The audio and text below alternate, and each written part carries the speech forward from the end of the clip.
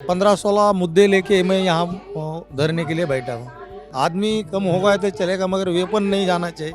मेरी चर्चा हो रही थी कि मुझे वो जो मेडल मिलना है, सेना मेडल, वो मिलने वाला है। तो अधिकारी लोगों का मन मर्जी वो चली जाती। नमस्कार, आप देख रहे हैं सौगंध टीवी और मैं हूं अंकित वर्मा। इस वक्त मेरे साथ पूर्व सैनिक प्रकाश वाघमारे जी हैं। प्रकाश वाघमारे जी महाराष्ट्र के रहने वाले हैं और इस वक्त वो धरने पर बैठे हुए हैं। प्रकाश जी ने लगभग 16 साल सेवाएं दी हैं सेना में, सेवा दी हैं। और अभी ये बताइए सर, आप किस लिए यहाँ पर धरने में बैठे हैं और अकेले क्यों बैठे हैं और कोई है क्यों नहीं आपके साथ? ये मामला मेरा अकेले से संबंधित है। मैं अकेला यहाँ धरने पे बैठा हूँ।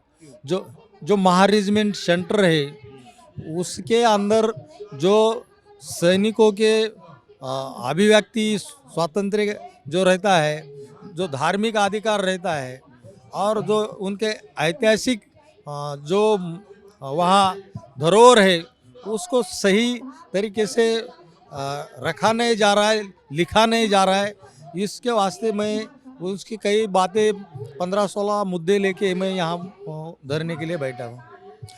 तो उस सेंटर के अंदर जो बौद्ध धर्म को मानने वाले लोग हैं, तो उन लोगों को वहाँ पूजा अर्चा करने के लिए वहाँ बौद्ध विहार या पैगोडा उसका निर्माण करने के लिए मैंने 2018 में एप्लीकेशन दिया था सेंटर कमांडेंट को। और उस एप्लीकेशन से उन्होंने मेरे को वहाँ मैं धरने किया वो सेंटर के सामने।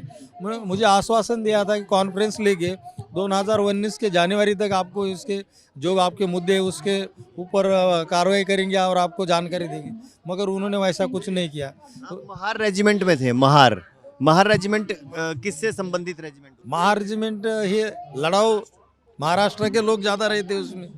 जैसे पंजाब के रेजिमेंट बोले तो पंजाब के लोग रहते। वो जाति पहले अंग्रेज़ों के ज़माने में जाति वाइज जो बनाए थे रेजिमेंट, वैसे ही ये महार रेजिमेंट महाराष्ट्र से है। 2 रेजिमेंट है मराठा। नाराज किस बात से हैं? आपको नाराजगी क्या है? मैंने पहला तो मुद्दा ये बताया आपको कि वहाँ बुद्ध विहार होना चाहिए। दूसरा उसमें हमको धम्म का प्रचार या उसके भगवान की आराधना करने के लिए वो जो बौद्ध धर्म में बौद्ध भिक्षु की आवश्यकता रहती है, उनका वहाँ भर्ती होना चाहिए। और वहाँ जो है तो हमारे महार जात के जो लोग हैं उनको 80% उनका भरना होना चाहिए। हाँ। तो देश की सेवा में धर्म की बात कहाँ से आ गई? धर्म आपको क्यों लगता है धर्म होना चाहिए? मैं धर्म की बात कहाँ बोल रहा हूँ यहाँ मैं जो जिस रेजिमेंट को खड़ा किया है, जिस जात से खड़ा किया पहले, तो उस जात के लोगों के लिए जो अन्य धर्म के लिए जैसा पूजा अर्चा करने के लिए चर्च, मस्जिद, गुरुद्वारा, मंदिर रहता है, वैसा उनको पूजा अर्चा के लिए वो उधर होना चाहिए बौद्ध मानने वालों को। और दूसरी जो मेरा बात कर रहा हूँ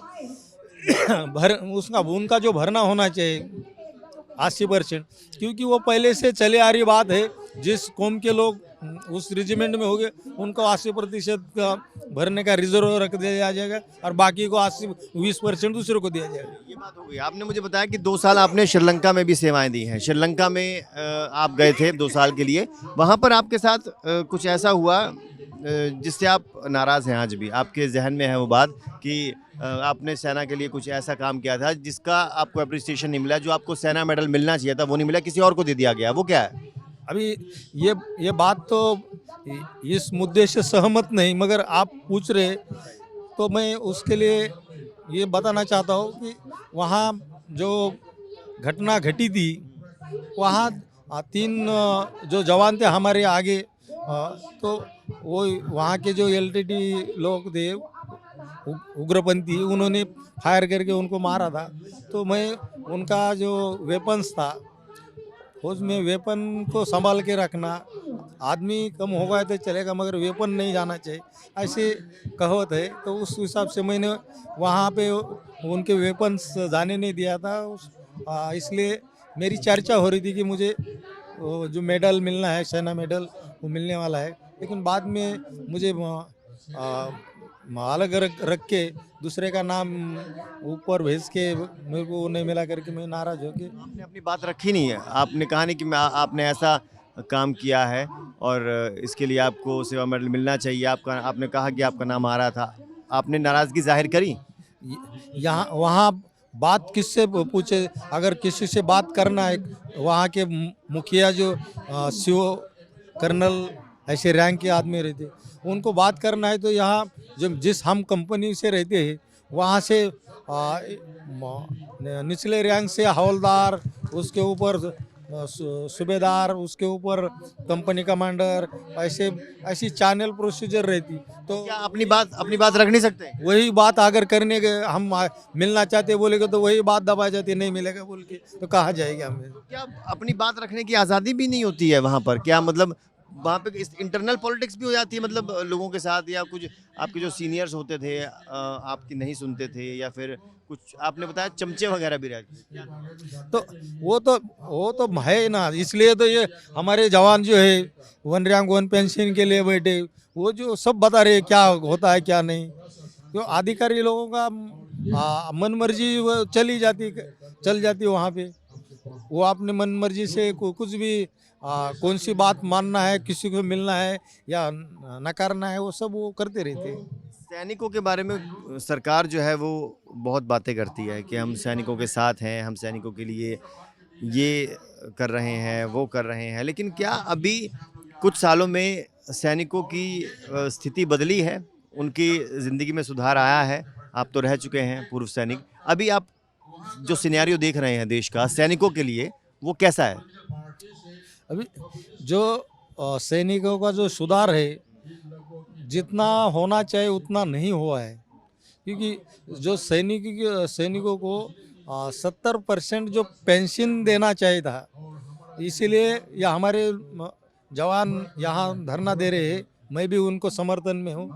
तो वो नहीं देने से वो सब अधिकारी लोगों ने उन्होंने 70% लिया और ये जवान जो है उनको 4% से देके उनका जो अधिकार है वो ऑफिसर लोग खा रहे हैं। अभी भी बहुत से सैनिक तो इससे जवान संतुष्ट नहीं जो कुछ उनको मिल रहा है।